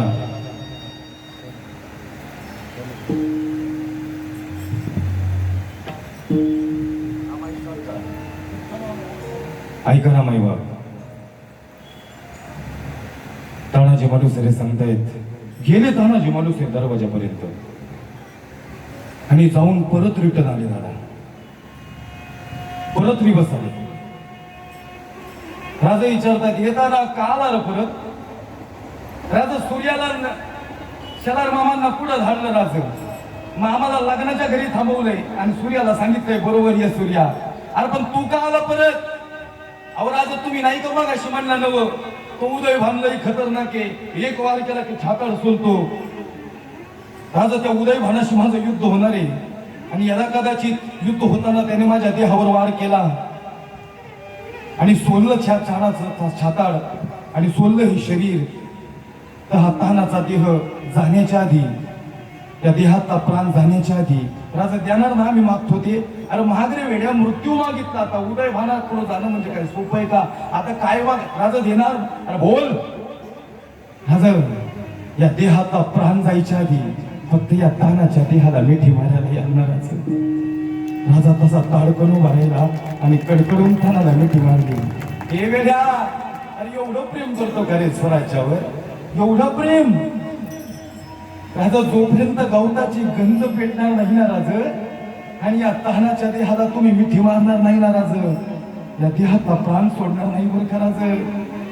तुम्हाला यावं लागेल राज. राईबाई विचारेल बाप कुठे, पण जरी मला परत नाही येता येणार तर शब्द द्या राज, ह्या बापाचा आशीर्वाद द्यायला तुम्हाला जावं लागेल राज. जाणार ना?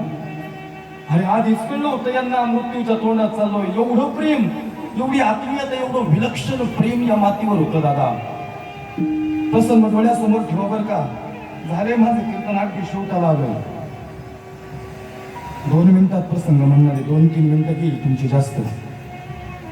हो राज. गेला ताना चिलक साहेब घरी गेला आणि सावित्रीने ओवाळलं बरं का. सावित्रीने ओवाळलं आणि तानाजी माणूस रे सांगतायत, हे सावित्री डोळ्यात पाणी कशासाठी ग? काही नाही जी निघालात तुम्ही, परत कधी येणार हा प्रश्न पडला म्हणून डोळ्यात पाणी आलं. अगं वीर योद्ध्याची पत्नी आहेस, रडायचं नाही बरं का सावित्री. ज्या दिवशी जातो ना त्या दिवशी या मातीचा आणि या स्वराज्याचा, या भगव्याचा झालेला असतो सावित्री. पुन्हा विचारू नकोस परत कधी येणार आहे. काय प्रेम आहे या स्वराज्यावर. अहो पण रायबाचा तरी निश्चित विचार करा साहेब. 2-3 मिनिटं लेट होतो फक्त. रात्री 2 वाजेपर्यंत लढले ते राज. सावित्री सांगते रायबाचा विचार करावं, बापाचं प्रेम नकोय का त्याला? मी आई आणि वडील सांगायला इथं उभा नाही बरं का. हे सांगून मला तुमचा वेळ घ्यायचा नाही दादा. तुम्ही नाही कीर्तन ऐकली, पण जगी आईचा बाप व्हावा, तिचा वंश मुक्तीचा झाला. हो राज. तानाजी मालुसरेंना सावित्री सांगते रायबाचा विचार करा ना. अगं रायबाचं लग्न व्हायचं नाही का? अगं लई भाग्यवान आहे रायबा. ए माय बापाने लाखाचा शब्द बोलून गेला रे माझा ताना. तसं सावित्रीला आधीच कळलं की पती परत येणार नाही. हे रायबा, अरे काय इच्छा आहे बाबा? तुम्ही माझ्या लग्नाला हवं ही इच्छा होती, पण तुम्हाला येता येणार नाही मला माहितीये. अरे वेड्या, पण तुझं भाग्य लई मोठे रे. अरे येड्या, तुझा बाप तुझ्या लग्नात आशीर्वाद द्यायला येणार नाही, पण तुझा बाप ज्याच्यावर नितांत प्रेम करतो ना, या स्वराज्याचा राजा छत्रपती शिवाजी राजा तुला लग्नात आशीर्वाद देणार येणार आहे. अरे भाग्य आहे रे वेड्या.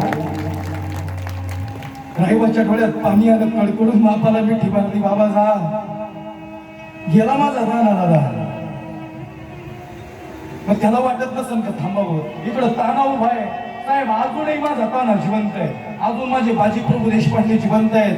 ओराचं जाना जोपर्यंत हा बाजी छातीचा पर्वत करून उभा आहे राज, एकाही गनिमाला ही खिंड उलटून देत नाही. अरे तोफे आधी नाम रे बाजी, सांगा यमाला आणि सांगा शत्रूला.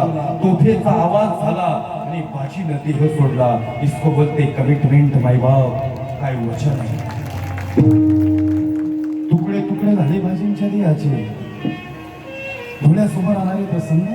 अजूनही माझा ताना जिवंत आहे. तुम्ही म्हणाल कोण? या सीमेवर लढणारा सैनिक, तो फौजी म्हणजे आत्ताचा तानाजी मालुसरे महाराज. रोशन बाबा हे जीवन आहे. इकडं ताना उभा होता आणि इकडं सैनिक उभा होता, आणि सैनिकाची बायको त्याला ओळख होती आणि विचारती चालला का हो? जावं लागेल ग. नाही थांबले असते. ऐका ना मायबा, थोड्या वेळ थांबले असते. अजून माईबाप थकले हो. तुमची आठवण काढतात. आता लय वय झाले. आज एक शब्द मी बोलणार नाही. तुम्ही निघाले त्यांच्यासाठी निदान थांबा हो. लई प्रेम करतात. अगं वीर सैनिकाची पत्नी आहे, तुझ्या डोळ्यात पाणी नाही शोभत ग. कशासाठी थांबवते? सुट्टीवर आलेला असतो ना, आता परत सुट्टी संपून निघालेला असतो. हे सत्य सांगतो दादा, याच्यात खोटं काही नाही बरं का. अहो त्यांच्यासाठी थांबा. अहो लई प्रेम करता तुम्ही. आले ना वाटी घेऊन रोज तुमची मालिश करायची हो. उद्यापासून तुम्ही नसाल माहिती का काय करतात ते? म्हणले सांगू नको पण सांगते ऐका ना. तुमचा फोटो घेतात, उशापाशी जवळ ठेवतात, तेलाची वाटी जवळ खेळतात आणि समोर फक्त तुम्हाला पाहतात आणि म्हणून झोपतात. एवढं प्रेम करतात रे जगी ऐसा बाप बाबा. काय प्रेम आहे रे दादा. मला वाटतं आई वडील पॉझिटिव्ह सांगा. आता कीर्तनकारांनी किती वेळा सांगितलं मी तुझ्यासाठी जीवन, किती वेळा आई वडील वृद्धाश्रमात येऊन ठेवणारे आणि ज्यानं त्यानं सांगावे. चांगली आई वडिलांना सांभाळणारी मुलं आहेत ना. माझा रायबा नव्हता का, माझा संभाजी राजा नव्हता का प्रेम करणारा. अरे फरफटत गेलं रे माझ्या संभाजी राजाला. आपली माणसं आपल्याला फितूर झाली. सोडलं होतं अंग, डोळे काढले होते संभाजी राजाचे आणि जीभ कापली होती रे. हे संभा तुझे डर नाही लगता क्या रे. औरंगजेब विचारत होता काही शौर्य होतं आई. आता शौर्य शिकवा लेकरांना बरं का. शौर्य शिकवा. हे धर्माचे पालन करणे, पाखंड खंडन हेच यहा करणे काम आणि बीज व्हावे नाम. ऐका ना, अजून 8 दिवस राहावं माई बापासाठी. अगं ज्या दिवशी बोलवणं येतं ना त्या दिवशी जावं लागतं ग. तुला तरी कळलं पाहिजे ग. शिलप साहेब 3.5-4 वर्षाची मुलगी बोबडी बोलत असते बरं का. लई प्रेम असतं बापावर आणि धावत धावत येते बाबाला म्हणते बाबा खांद्यावली बॅग 2 मिनिटासाठी खाली ठेवा ना जी. बाप विचारतो कशासाठी ग बाई. काही नाही जी बाबा पण ठेवा ना. अरे बोल ना बाई. बाई म्हणतो बरं लेकीला. बाप स्वाभिमानी बाळा त्याचा कण खरं कणा, त्याच्या हृदयात सुखाला जाळूची संवेदना. हे आई रडता येत नाही वय या पुरुषाला. अरे रडतो ना बाप. आपलं हृदय लय हळवं आहे रे. सहज रडून जातो आपण. पण या बापाला रडताना पाहिलं नसेल ना तर कधी एकटा असेल तर मागून जाऊन बघा. सगळ्यात जास्त रडणारा बाप आहे रे दादा. ती 3-3.5 वर्षाची लेक हे खरं सांगतोय बर. धावत धावत येते बाबाला सांगते बाबा ठेवा ना बॅग खाली. सैनिकाची मुलगी बर का. बाप म्हणतो का भाई बाबा ठेवा ना हो. बाप बॅग खाली ठेवतो आणि मग मुलगी बोलते बाबा तुमच्या हातावर डोकं ठेवून झोपायचे ना रोज. अगदी 1 मिनिटात झोप यायची हो. उद्यापासून हात माझ्या डोक्याखाली नसेल. तुमची आठवण येईल बाबा.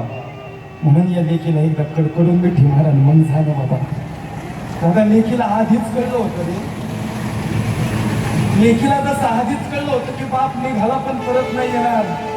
रायबाला आधीच कळलं होतं बाप निघाला पण परत नाही येणार. बापानं त्या लेकीकडे पाहिलं पण बापाला आता रडू येत होतं. पण डोळ्यात अश्रू थांबवले, हृदय थांबवलं, हुलका थांबवला आणि कडकडून लेकीला मिठी मारली. पत्नी समोर बघत होती. फक्त लांबून असा हात केला. डोळ्यात अश्रू नको आणू. मी जर रडलो तर लेकरं खचतील ग. रडता येत नाही बापाला. गेला ना तसाच. बाबा बाई याला फटाकडे घेऊन या. कडी लावून घेतली. लय स्वाभिमानी आहे. म्हणलं बापाला सांग फटाकडे घेऊन ये येतानी. सगळी पोरं फटाकडे वाजवतात दिवाळीला, मला वाजवताच येत नाहीत म्हणतो. आम्ही विचारत असतो भैया कधी कारे लावून घेतली. भैया सांगतो नाही करणार दिवाळी साजरी. जोपर्यंत मला बाप येत नाही ना फटाकडे घेऊन तोपर्यंत दिवाळी साजरी नाही करणार. बापाला सोबत घेऊन जाईन मग वाट्यावर जाऊन फटाकडे वाजवीन. अरे त्याला नाही वाटत का दिवाळी साजरी करावी. तिथं बाप लढत असतो, इकडे यांची दिवाळी असते. हे दादा का सांगावं भैयानी फटाकडे आणा. आपली दिवाळी लक्ष्मी पूजनाच आहे. पण त्या सैनिकाची दिवाळी ज्या दिवशी सैनिक घरी येतो ना दादा त्या दिवशी त्यांची दिवाळी असते रे. हे रियालिटी सांगतोय काय बा. विचारा तुम्ही सैनिकांना. बाबा मला बी एक लेकीला ड्रेस आणा बरं का. स्वस्त का असताना पण आणा. दिवाळीला चांगली दिसली पाहिजे ना तुमची लेक. बापाला इथलं लेकीव किती प्रेम असतं. रडायला येत असतं त्याला. आपण डोळ्यात अश्रू तसेच थांबवतो. जातो इकडं ताना निघाला, इकडं सैनिक निघाला. साहेब 2 मिनिटं घेतो. शेवटचे लई सुंदर प्रसंग आहे. पूर्ण विराम देतो दोन्ही प्रसंगाला एकत्र करून.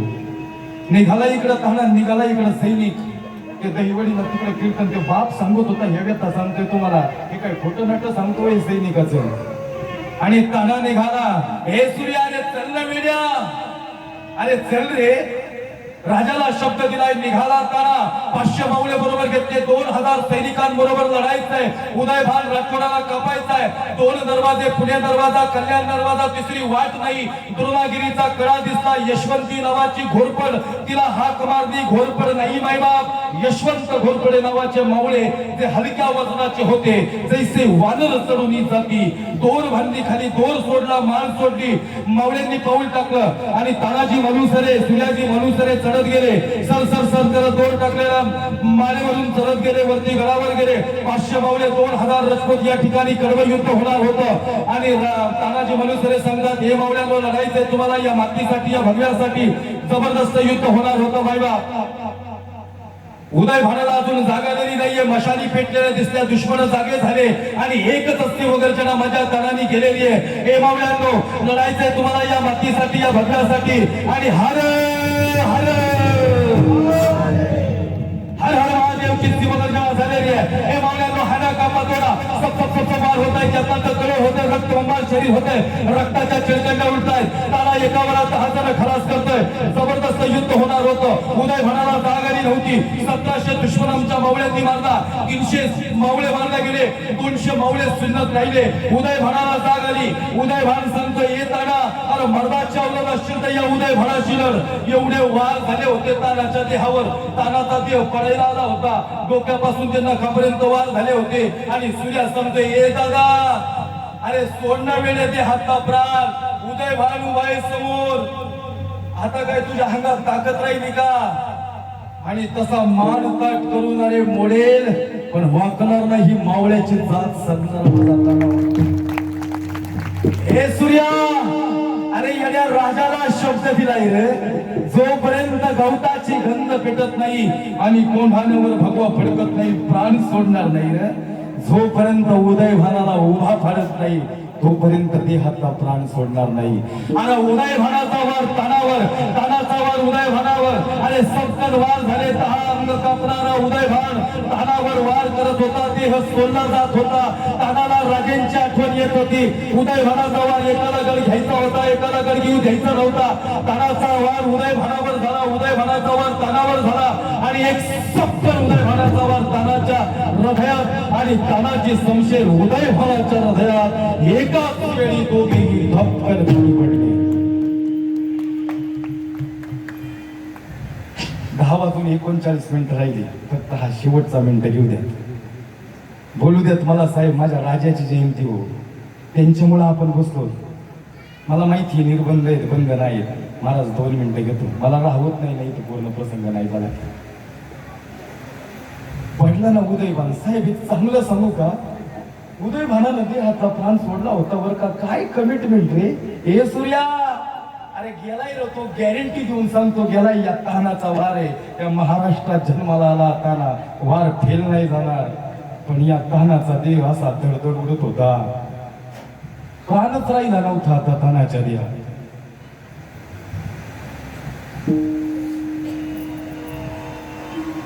महाराज काय प्रसंग असेल. अगदी 1 मिनिट राहिला बरं का. आठवण काढत होता ताना. हे सूर्या येण्या डोळ्यात पाणी का रे, कशासाठी? फक्त एकदा बघ, राजापूर पर्यंत आलाय, गवताची गंज पिटली, त्याला समजला असेल ताना निगड घेतलाय, लई प्रेम करतो रे. बघ ना कुठं आलाय. सूर्या सांगतोय, हे दादा ते आता प्राण सोड, आता हात जोडतो रे. सूर्याला माहित होतं तानाला किती त्रास होत होता. डोक्यापासून नखापर्यंत जखमा सोडणार येड्या. लई प्रेम होतं भावाभावांचं, बांधा बांधावानी भांडणी नव्हती यांची, लई प्रेम होतं. सोडणार दादा प्राण. भावानं सांगा हो भावाला प्राण सोड. सूर्याला रडायला आलं ना सर्व. हे सूर्या थोडा आवाज करा. मान लई जड झाली रे, मान उचलतच नाहीये. लई खतरनाक वार होता त्याचा. पण ते येण्याला वाटलं असं देहातला नाही ते सोडला. राजाला शब्द दिलाय ना, राजा मिठी मारणार आहेत मला आणि मग सोडणार आहे देहाचा प्राण. सूर्य सांगतो, दादा तेवढा वेळ नाही रे, येळे राजाला यायला सोड. पण सूर्य वचन दे, हातावर हात ठेव आणि राजाला सांग तानाने लई आठवण काढली. आणि एकदा कडकडून मिठी मारायला सांग या तानाला. राजाने जर मिठी मारली ना तानाला, मांडीवर डोकं घे म्हणावं बरं का, आणि डोक्यावनी हात फिरव. डोळे उघडे ठेवले, डोळे बंद करू नको. राजाला एकदा शेवटचं बघू दे रे, आणि मग देहाचा प्राण सोडतो. वचन दिलं सूर्याने आणि त्या क्षणी देहाचा प्राण सोडला. इसको बोलते कमिटमेंट माय भाव. काय प्रेम रे या स्वराज्यावर. साहेब डोळे उघडे ठेवले, राजाला बघण्यासाठी डोळे उघडे ठेवले. राजा आलं बघितलं, कडकडून मारला होता देह, जखमा दिसू नये म्हणून फक्त चेहरा दिसत होता. तेज आलं होतं थानाच्या चेहऱ्यावर. आणि मिठी मारली राजाने र डोळ्यातले अश्रू राजाच्या तानाच्या चेहऱ्यावर पडले, शरीरावर पडले आणि पवित्र पावन झाला या महाराष्ट्राच्या मातीत जाताना राजांचे अश्रू पडले त्या ठिकाणी. दादा काय प्रेम होतं. गेला ना ताना सोडून, राहिबाचं लग्न राहिलं आणि सगळंच राहिलं. तुम्हाला वाटतं हे जीवन लई सोपं आहे का? तो सैनिक तिथं गेलता ना लढायला, साहेब 2 वाजता गोळ्या लागल्या आणि तो बाप सांगत होता, मला पुण्यस्मरणाच्या कीर्तनाला गेलो होतो, म्हणले बाबा एवढ्या गोळ्या लागल्या ना लेकराला, रात्रीच्या 2 वाजता फोन केला बायकोला, म्हणतो ऐकलं का ग लई गोळ्या लागल्यात का? 10-12 जण जाऊन आणि मला कळलंच नाही कुठून गोळी लागली ग. मी पण 5 जण खलास केली. जशी गोळी लागत होती तशी तुझी लेकरांची आई बाबाची आठवण येत होती. आता सांग माई बापाला परत नाही येता यायचं, याचसाठी केला होता टास शेवटचा दिस गोड बाबा. आणि ऐक ना, ती लेक लई प्रेम करते ग. तिला वाटतं बापाला रडता येत नाही, पण तिचा गैरसमज दूर कर बर का. धावत आली होती तुरु तुरु, ए माय बाप, आपल्या जीवनातली जीवलग माणसं 2 मिनिटं डोळ्यासमोर ठेवा, डोळ्यात पाणी येईल बर का. नाहीत ना ते आपल्या जीवनात. हे त्यागाचं जीवन, हे कलाकार यांना विचारा, 8-8 दिवस कर सोडून येतात. विचारा ना यांना, त्यांच्या घरच्यांची आठवण येत नाही कडे. अरे गाडीवर जाताना काय होईल, एक क्षण जरी चुकला आम्ही पण आमच्या घरची नाही का वाट बघत, किती पैसे घेतात हे दिसतं, पण कधीतरी विचारा की यांना त्याग काय. त्या आई जरी आठवली ना तरी एका मिनिटात वाटतं आईला फोन करावा, पण आता त्याला फोन बी करता येत नव्हता, काही बोलता येत नव्हतं रे. त्या लेकीला सांग, लई प्रेम करतो हा बाप, हे माई बाप. ती लेक काय म्हणते माहिती का, तो बाप काय म्हणतो, लेकीला सांग बर का. तिला वाटलं असं रडता नाही आलं, पण 2 किलोमीटरवर जाऊन सगळ्यात जास्त रडणारा हा बाप होता ग. तिला सांगायला लेखांसाठी रडायला येतं ग, जगी यायचं बाप सोडतो दे हातला पण बर का. साहेब गरीदे आणला त्या ठिकाणी जिल्ह्यात, तिरंग्यात गुंडाळलेला ते होता, सगळे रडत होते आणि लेक धावून आली होती. लेक सांगते, आई या तिरंग्यात गुंडाळलं का ग माझ्या बापाला, या तिरंग्यात गुंडाळलं ज्या तिरंग्यासाठी माझा बाप गेला आहे. आई 15 ऑगस्ट आहे, बाई म्हणतो फटाकडे नको, बाप पाहिजे, त्याला कुठून देणार बाप, मला येऊन देत नव्हता, तो म्हणला गेलाय आपला बाप. ज्यावेळेस बाप जातो ना त्यावेळेस कळतं काय असतं बर का. हे आई 15 ऑगस्टला 26 जानेवारीला सॅल्यूट करायला जाते का या तिरंग्याला. सगळ्या मैत्रिणी त्यांचे बाप पांढरे शुभ्र कपडे घालून समोर असतात. आई माझा बाप नसतो ग. मला मैत्रिणी विचारतात, सांग ना तुझा बाप कुठे. आई मी अभिमानाने सांगते, ज्या तिरंग्याला तुम्ही सॅल्यूट करताना या तिरंग्यासाठी लढायला गेलाय माझा बाप. काही प्रेम रे या मातीवर. ए माय, अरे लाखातला शब्द बोलून जाती रे लेक. ए आई, आता पुन्हा एकदा 15 ऑगस्ट 26 जानेवारी येईल आणि आता मैत्रिणी विचारतील, आई माझा बाप माझ्या सोबत नसेल ग. आणि आता मैत्रिणी विचारतील, सांग ना तुझा बाप कुठे. आई डोळ्यात पाणी येईल ह्यावेळेस, पण अभिमानाचे अश्रू असतील आई. आणि मग सांगेल का आई, ज्या तिरंग्याला तुमचा बाप आणि तुम्ही सॅल्यूट करताना, हा तिरंगा आबादित राहण्यासाठी, या तिरंग्यासाठी शहीद झाला माझा बाप. हम जिएंगे और मरेंगे.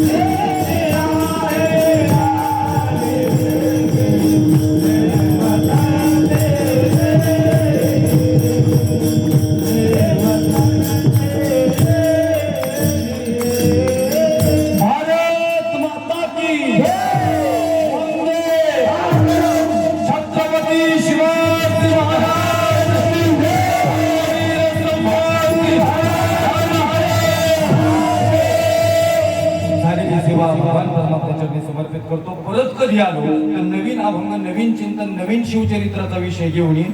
बोलताना काही चुकला असेल, मी एवढा बाणाव नसतो की मला नाचता नाचता देवाचा गळाला पितांबर. त्याला त्या दिवशी म्हणले व्यासपीठ, अरे म्हणलं व्यासपीठावर बसून कुठे शिवचरित्र सांगता येईल का? ते अगदी आत्मीयत माझ्या लक्षात बी राहत नाही वेळ किती झाली. दादा ऐक, तेवढ्या घसा बसत पर्यंत सांगितलं. मला असं वाटतं एकाने तरी ऐकलं असेल, एक जरी सैनिक झाला ना तरी मला वाटतं आजचं कीर्तन सार्थकी लागलं. असो, साऊंड सिस्टीमसाठी एकदा जोरदार टाळ्या वाजवा. जे काही बोललो माझे गुरुवारी वैकुंठवासी नामदेव महाराज पठाडे, जे काही बोललो माझे गुरुवारी वैकुंठवासी माझ्या बाबांचे गुरु सदानंद गुरुजी आळंदीकर, जे काही बोललो माझे वडील महाराष्ट्रातील नामांकित कीर्तनकार हरिभक्तपरायण नूर मोहम्मद महाराज आत्तार यांची असणारी कृपा. बोलताना काही चुकला असेल, वाणीतून शब्द गेला असेल, जास्त वेळ घेतला असेल, सगळ्यांची एकदा माफी मागेल. या ठिकाणी आयोजकांसाठी एकदा टाळ्या वाजवा. साहेब थोड़ा जास्त वेळ घेतला बरं का, पण आता टॉप करने काय बोले तो थोड़ा सा ज्यादा टाइम लेना पड़ता है ना. अभी दो तर क्या बात आहे. देहीच विदेही भोग दशा. ऐको माई बाप, अगदी सुंदर नियोजन. बरं, कलाकारांसाठी एकदा सुंदर टाळ्या वाजवा.